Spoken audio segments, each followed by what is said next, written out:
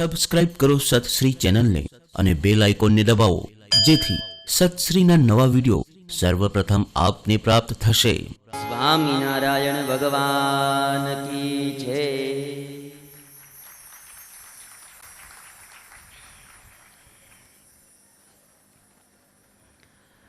વહાલા શ્રોતાજનો,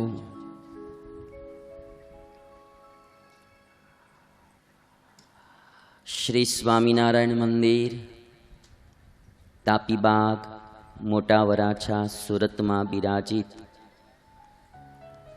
ભગવાન શ્રી સ્વામિનારાયણના ચતુર્થ વાર્ષિક પાટોત્સવ નિમિત્તે આપણે સાંભળી રહ્યા છીએ સપ્તદિનાત્મક મહાભારતની કથા.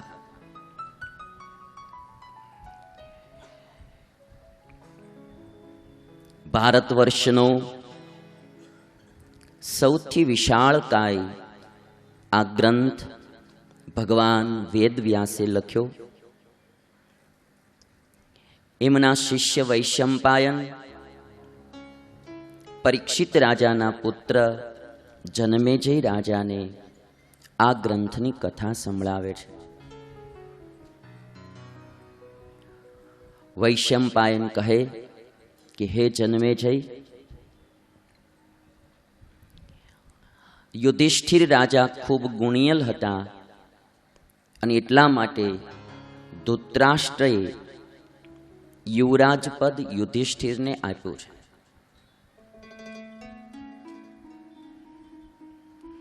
બધાય પાંડવો મળીને દિગ્વિજય કરવા નીકળ્યા.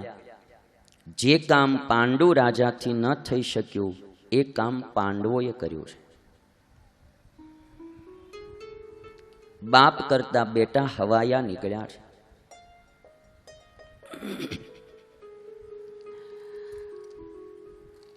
વૈશંપાયન કહે, જન્મેજય, તમારા પૂર્વજોએ દિગ્વિજય કર્યો ને, એ જોઈ અને ધૃતરાષ્ટ્રને ઈર્ષ્યા આવી. પાંડવોની ખ્યાતિ થવા લાગી, યશ કીર્તિ ફેલાવા લાગી, એટલે ધૃતરાષ્ટ્રને ઈર્ષ્યા આવી. મહાભારત લખે કે એક દિવસ જેને યુવરાજ પદે બેહાડેલા એ જ ધૃતરાષ્ટ્રને આજ એની કીર્તિ વધતા યુધિષ્ઠિર સાથે ઈર્ષ્યા આવી છે. દૂષિત સહસા ભાવો ધૃતરાષ્ટ્રસ્ય પાંડુષુ સચિંતા પરમો રાજા ન નિદ્રામલભત નિશી.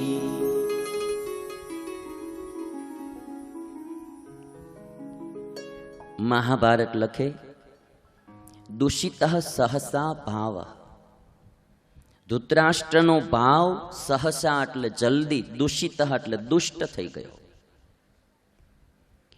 યુધિષ્ઠિર એના નાના ભાઈના દીકરા હતા, ગુણિયલ હતા.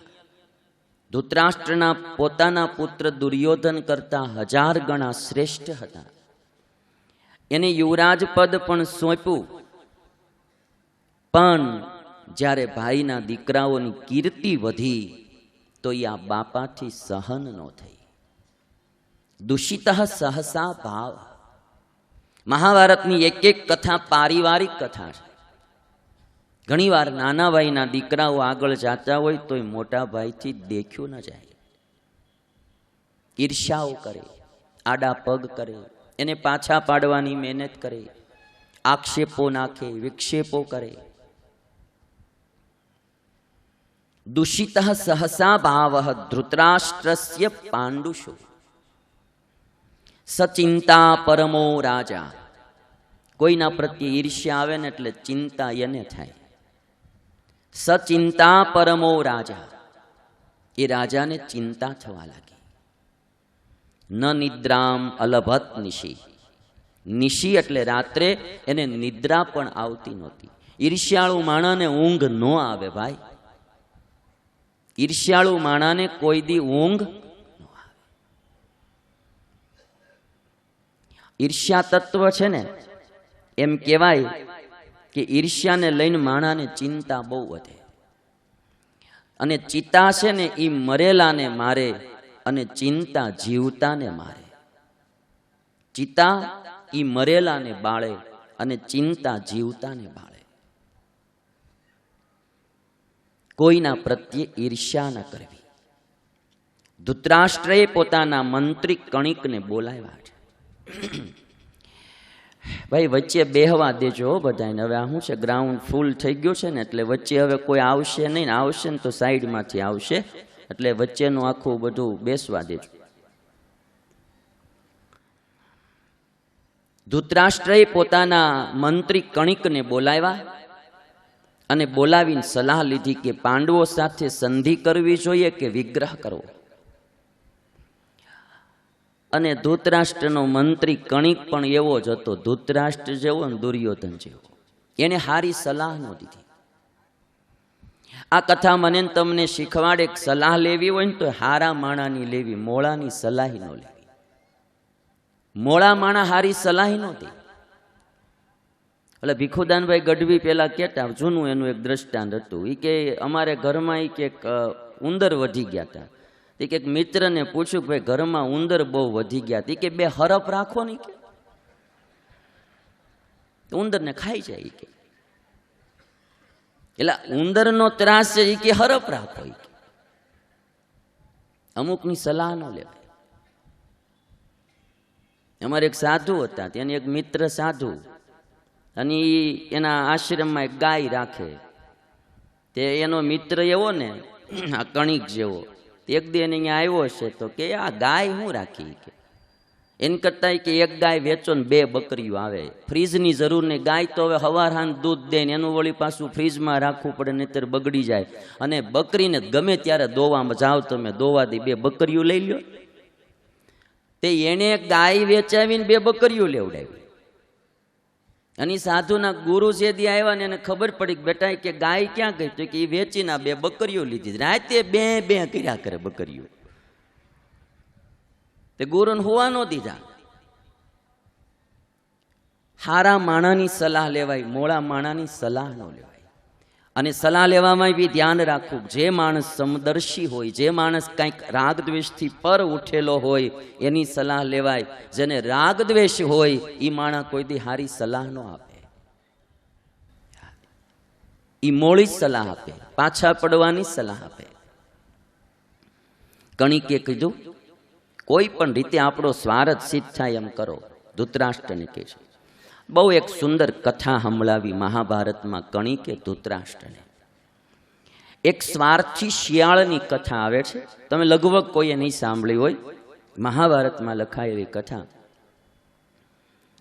અમારા નિર્ગુણ સ્વામી બાલ સ્વામી કથા સાંભળવા જ બે જાય. મેં કીધું કંઈક સાઈડના થોડા કામ હોય તમે કરો, પણ એ કે કથા મજા જ એટલે આવે ને ઊભું થવાનું મન નથી થતું. સ્વાર્થી શિયાળની કથા કણિકે ધૃતરાષ્ટ્રને સંભળાવી કે એક સ્વાર્થી શિયાળ હતું, એને 4 મિત્રો હતા. કથા પશુઓની છે, સમજવાનું માણાને છે. 4 મિત્રોમાં એક વાઘ, બીજો ઉંદર, ત્રીજો વરુ અને ચોથો નોળિયો. આ 4 એના મિત્રો હતા શિયાળ. હવે આ 5 જણા ભેગા થઈ અને એક હરણને પકડવા માંગતા હતા, પણ હરણ પકડાતું નહોતું. એટલે શિયાળિયાએ વાઘને સલાહ દીધી કે તમે એમ કરો, હરણ સૂતું હોય ને ત્યારે સૌ પ્રથમ આ ઉંદર જઈ અને એના પગ કાપી નાખે થોડા. અને ઉંદરની ટેવ એવી હોય, ફૂંક મારતું જાય અને પગ કાપતું જાય. એ સવારે ઉઠીને તો ખબર પડે કે મારે આણે તો કાપી નાખ્યું. એમ ઘણા ઘણાના છોકરાઓ છે ને હવે ઉંદર જેવા થતા જાય, ફૂંક મારતા જાય ને કાપતા જાય, માથે દેણું થઈ જાય તો બાપાને ખબર પડે એટલે ઉંદરડાએ તો ઘણું કાપી નાખ્યું. બહુ ધ્યાન રાખ્યા જેવું છે. છોકરાઓને ધંધા હોપી દીધા હોય ને તો બાપાઓએ થોડીક નજર રાખવી માથે. નહીતર ઉડાઈ એમ જ કીધા કરશે બાપુજી બહુ સારું ચાલે છે ને, હમણાં બીજા 2 એમ્બ્રોઇડરીનો ઓર્ડર દીધા છે ને, પછી તો સિફલી મૂકવું છે. બધા નામ મને હરખા ન આવડે, માફ કરજો. પણ એ આંકીએ જાતો હોય, આંકીએ જાતો હોય, પણ એ મૂળ રોટેશનમાં બધું ઘૂમડીએ જાતો હોય. હા, ઓડિયો દડિયો છેલ્લે ખબર પડે બાપાને. બાપાને તેમ હોય છોકરો હારો લાઈને ચડી ગયો, પણ જ્યારે દેવાળું ફૂકે ને તઈ ખબર પડે. એટલે હાવ છોકરાના ભરોસે ન રહેવું, એમ એને ન હોપવું એમેય નહીં, પણ હોપ્યા પછી થોડુંક પાછું ધ્યાન રાખવું. મારે બેલેન્સ સાથે વાત કરવી પડે. એટલે આ હરણે એવું કીધું, આવડા શિયાળિયાએ એવું કીધું કે હરણના પગ ઉંદર કાપી નાખે, પછી તમારે એને પકડવું ઈઝી થઈ જશે. એટલે ઉંદરડાએ પગ કાપી નાખ્યા હરણના. વાઘે જઈને ત્રાપ મારીને હરણને પકડી લીધું. હવે હરણનો શિકાર થયો ને જ્યાં વાઘ હરણને ખાવા જાય ને ત્યાં શિયાળિયું કે આમ ઉદાસ બેઠેલું એકદમ. એટલે વાઘે પૂછ્યું કે ભાઈ હવે તો આપણે શિકાર થઈ ગયો, જેની પાછળ કેદુના પડ્યા હતા એ કામસિદ્ધ થઈ ગયું, તું ઉદાસ કેમ છો? એટલે મૂળ શું છે કે શિયાળિયાને આખો શિકાર પોતાને ખાવો હતો, આખું હરણ એને પોતાને ખાવું હતું. એટલે એને શું કીધું કે વાઘભાઈ આજે ઉંદરડો બોલીને ગયો ને એ મારાથી સાંભળ્યું ન ગયું. વાઘ કે પણ એ ઉંદર શું બોલ્યું? એ ઉંદરે એવું કીધું કે વાઘના બળને ધિકાર છે, એ તો મેં પગ એના કાપ્યા ત્યારે શિકાર થયો ને, એ તો અમારું દીધેલું ખાઈશ વાઘ. ઈ કે આમ ઈ કે ઉંદરડું બોલ્યું.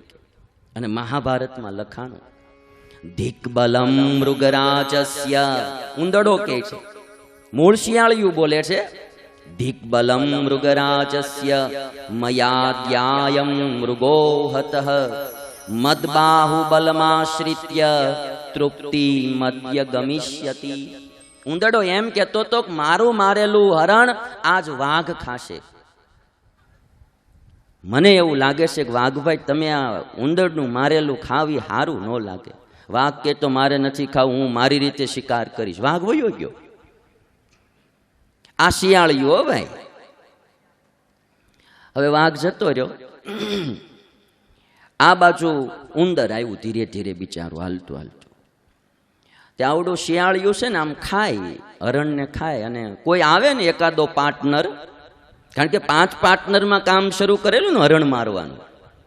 મારે તો આ મિત્રોની કથા છે, પણ આમાં પાર્ટનરો ખાસ મારે કેવું, 4-5 પાર્ટનરમાં કામ કરતા હોય ને એકાદા શિયાળિયા ઘૂસી ગયા હોય ને તો તમે બળ કર્યા કરો, આવડો આ મળો ખાધા કરે.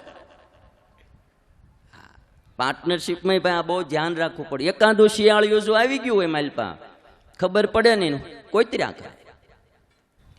એટલે શિયાળ ખાતું હતું હરણને, ત્યાં ઉંદર આવ્યું એટલે ખાતું બંધ થઈ ગયું. ઉદાસ થઈ જાય તરત. ઉંદરે પૂછ્યું કે ભાઈ કેમ ઉદાસ થઈ ગયો છો? તો કે છે ભૂખ તો લાગી છે, પણ નોળિયો હમણાં આવ્યો તો ની નોળિયો એમ કહેતો હતો કે આ વાઘે ખાધું છે ને એટલે આ માંસ ઝેરી થઈ ગયું, એટલે આપણે ખવાય નહીં. ઉંદર કે તો મારી નથી ખાવ, હાલો. એને હાલતી પકડી. વાઘ ગયો, ઉંદર ગયો. થોડીક વાર થઈ ત્યાં વરુ આવ્યું. વરુને આવતું જોયું ને એટલે શિયાળિયું ખાતું બંધ થઈ ગયું. વરુ આવ્યું એટલે કે છે કેમ ભાઈ આ હરણ છે તો ઉદાસ છો? ઉદાસીનતા તો મને તારી થાય છે. વરુ કે પણ મારી ઉદાસીનતા હું? કે હમણાં કે આ જો ને વાઘ ખાઈને ગયો ને, કોઈ પણ કારણસર એને તારા ઉપર બહુ દાજ છે. એને મને હમણાં કીધું તું કે જો વરુ હમણાં અહીંયા ખાવા આવે ને તો આજ ઠાર મારી નાખવું. કે વરુ કે એવું? તો કે હમણાં જો ને આવે છે ઘડીકમાં, તમે મારું કેવું છે કે તમે જલ્દી ભાગી જાઓ. વરુ ભાગી ગયું. છેલ્લે નોળિયો આવ્યો, છેલ્લો પાર્ટનર આવ્યો. એ તો બિચારો 2% હતો.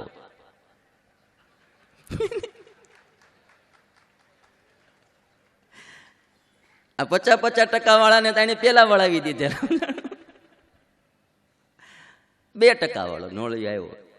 શિયાળ કે જોઈ કે ચારેયને મેં ઝઘડી યુદ્ધ કરીને કાઢી મૂક્યા છે, તારામાં તેવડ્યો મારી હારે યુદ્ધ કરીને ત્યારે હાલતો થાય. શિયાળ કે નોળિયો કે એ ધંધો ન કરે, એટલે નોળિયો વયો ગયો. સરવાળે એકલા શિયાળિયાએ હરણ ખાધું. કણિક કહે છે ધૃતરાષ્ટ્રને કે આવી રીતે ગમે એમ કરીને પણ આપણો સ્વાર્થ સિદ્ધ કરો.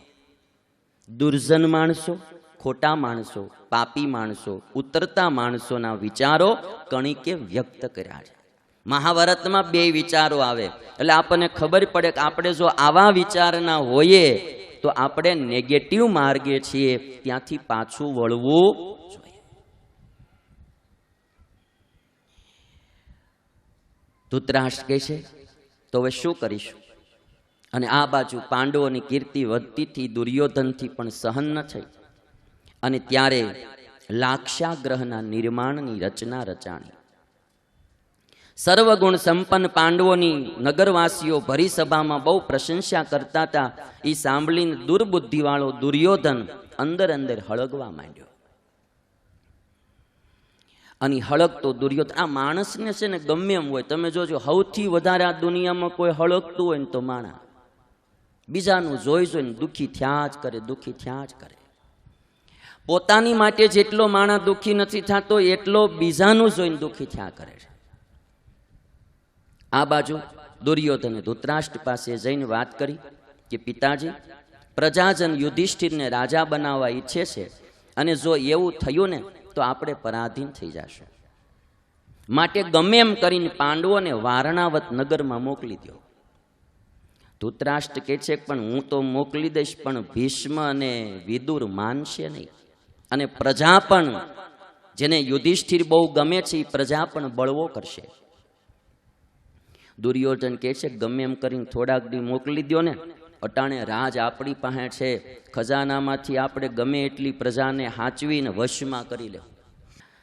આંધળા ધૃતરાષ્ટ્રે હોશિયાર મંત્રીઓ દ્વારા વારણાવતની પ્રશંસા કરાવી કે આ પૃથ્વીનું સૌથી કોઈ સુંદર સ્થાન હોય તો એ વારણાવત છે, જ્યાં શિવ પૂજાનો બહુ મોટો મેળો ભરાય છે. એકવાર જોયા જેવું સ્થાન છે. તે ભીમને થોડીક ઈચ્છા થઈ ગઈ કે આપણે વારણાવત જઈએ. યુધિષ્ઠિર ના પડે તું રહેવા દે, આ જોવા જવા નથી મોકલતા, આ આપણને મારવાના કાવતરા છે. પણ પછી તો ધૃતરાષ્ટ્રએ આજ્ઞા કરી કે પાંડવો, મારી એવી ઈચ્છા છે કે તમે બધા વારણાવત જાઓ. અને યુધિષ્ઠિર ધૃતરાષ્ટ્રની ઈચ્છાનો ભંગ ન કરી શક્યા અને વારણાવત જવા માટે તૈયાર થયા. પાંડવોએ જતા સમયે ભીષ્મ વિદુરની પાસે જઈને આશીર્વાદ મેળવ્યા છે. મહાભારતની કથા મને તમને સમજાવે કે કોઈ કાર્યમાં જઈએ ને તો ભગવાનના આશીર્વાદ, કોઈ ગુરુના આશીર્વાદ કે માતા પિતાના કોઈ એવા સજ્જન પુરુષના આશીર્વાદ લેવા.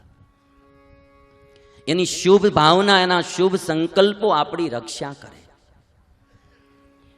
બધાએ પ્રસન્નચિત્ત થઈ ભીષ્મ અને વિદુર આદિએ પાંડવોને આશીર્વાદ આપ્યા. શું આપ્યા?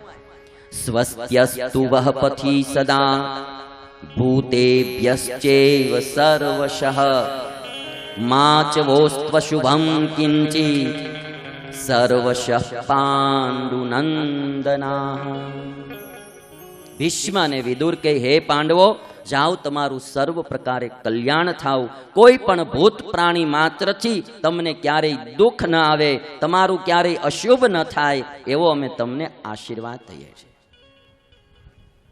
આ બાજુ દુર્યોધને પોતાના મંત્રી પુરોચનને લાલચ આપી, પ્રશંસા કરી, લાક્ષાગ્રહ બનાવવાનું કહ્યું કે તું એક લાક્ષાગ્રહ બનાવ, લાખમાંથી એક મકાન બનાવ, જેમાં પાંડવો રહેશે, પછી એને આગ લગાડી દેજે, એટલે બધાય પાંડવો એક હારે મરી જાય.